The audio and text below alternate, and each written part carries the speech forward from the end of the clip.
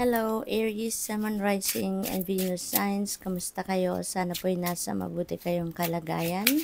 Welcome back po sa Star Tarot. Kung bago kayo rito, welcome din kayo. Thank you sa inyong support. I truly appreciate it. God bless you all po. Paunang mensahe ni Aries ay King of Cups. Ayan, Aries, ang karamihan siguro sa inyo sa ngayon is going to embody the energy of King of Cups, who is very intuitive, very sensitive, very calm, friendly, no, charismatic, at saka very compassionate listener, no, compassionate and kind listener. So probably ang iba sa inyo dito, Aries, may mga tao sigurong lalapit sa inyo, no, at this time para humingi ng tulong, humingi ng advice, humingi ng inyong opinion, humingi ng inyong input sa kung ano man ang mga concerns nila sa buhay at this time. We have King of Pentacles. Napakaganda naman ito, Aries, no? Siguro you are dealing with people na very influential, no? Siguro mga boss sa trabaho, maaaring mga matataas na ay may mga tao nasa mataas na posisyon sa kanilang pinagtatrabahuan, maaaring ganon. Maaari din na mga emotionally matured people na ito, mga nakakausap ninyo ngayon, or yung mga kakausapin, maaaring ganon, no? Pwede rin na matured na by age, no? Yung mga makakausap ninyo sa ngayon. So, good luck to that. Kasi feeling ko, very supportive of you. Yung mga taong ito are very supportive of you sa kung ano man yung inyong mga galawan, sa buhay. Si King of Pentacles naman is a very successful na pagdating sa kanyang money, career, and finances. Si King of Pentacles, isa nang yayamanin, no? Marami na tong pera, may established na to na trabaho, or established na to na financial future. Maaaring meron din siyang booming na negosyo.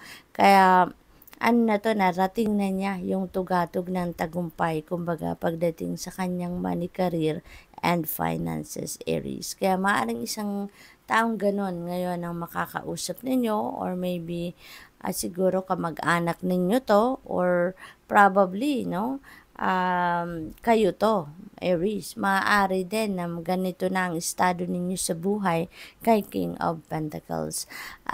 Marami din siguro ang mga yung mga pera, no, na paparating sa inyo sa ngayon. Maybe there are financial blessings and financial opportunities, no, na paparating sa inyo sa ngayon.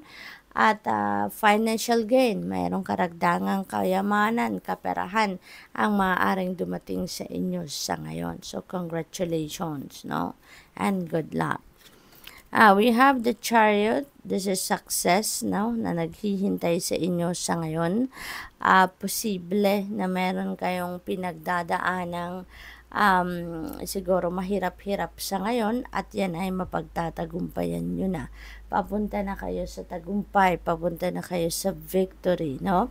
At possible din na ang iba sa inyo dito is going to travel, at ang travel na to could be travel by land, no? Siguro mag-road trip kayo, or siguro merong long drive na gagawin ang iba sa inyo sa ngayon, Aries. So, mag-iingat po kayo sa inyong pagbabiyahe.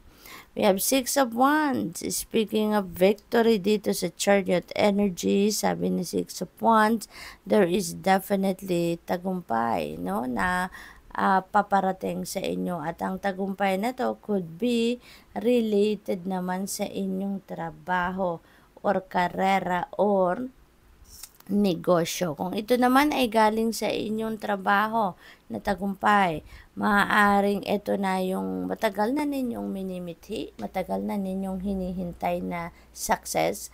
Maaaring ito ay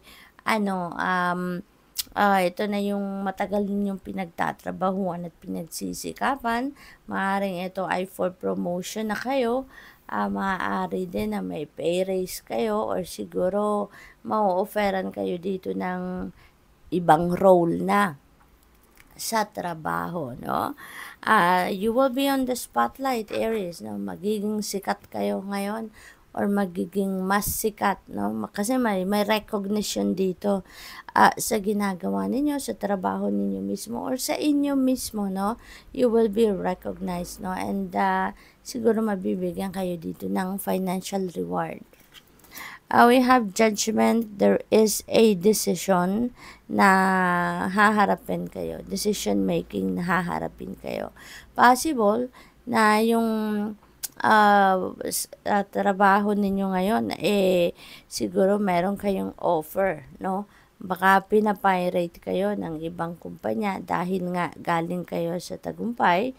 Mas marami ng tao nakakakilala sa inyo ngayon. Mas marami ng kilala sa inyong magandang ginawang trabaho. Kaya maaaring may mga offers kayo dito for for work, no, sa ibang kumpanya. Kaya maaaring isa yan sa pagdedesisyonan ninyo. Possible din na yung decision na to is related to something na sitwasyon na yung pabalik-balik ba, no? Maaaring hindi ninyo ito nabibigyan ng pansin in the past, ini-ignore nyo lang siguro ang sitwasyon na to, pero pabalik-balik siya, no? Hindi siya aalis or hindi siya mababago if you are not going to address that, 'di ba? Kaya maaaring kailangan ninyo ito na pag-isipang mabuti ang desisyon na to para nang sa gayon ma-address ninyo ng tama nang matapos na, maputol na ang cycle, kumbaga, no? So, tignan natin kung ano pa ang ganap dito for Aries.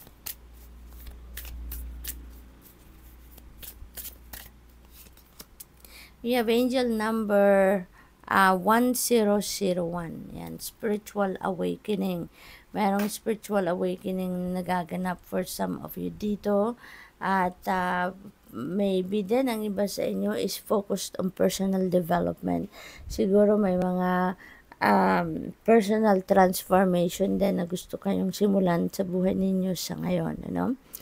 A new phase in a religious or spiritual quest. You're going through a spiritual awakening, which can feel like the dark night of the soul.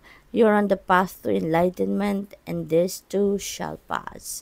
Ayan, so probably ang iba sa inyo dito, Aries, maybe you're being called now to step into your purpose, no? Maaring may mga sitwasyon dito ngayon na maaring yun ang kinalilituhan ninyo. It's because hindi ninyo maintindihan ng mga nangyayari. Ganun talaga. Pag nasa spiritual awakening journey kayo, maraming bagay nangyayari na hindi natin maintindihan sa una, no? Hindi natin maintindihan kung bakit tayo ang nakakaranas noon, bakit sa ngayon, bakit sa oras na to. Pero you know what, as you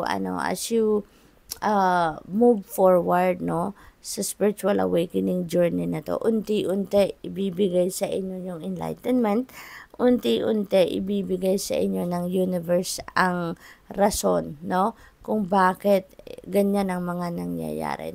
Maiintindihan ninyo yan eventually. Huwag nyo lang madaliin, no? So, good luck. Thank you for watching. Love and light. Namaste.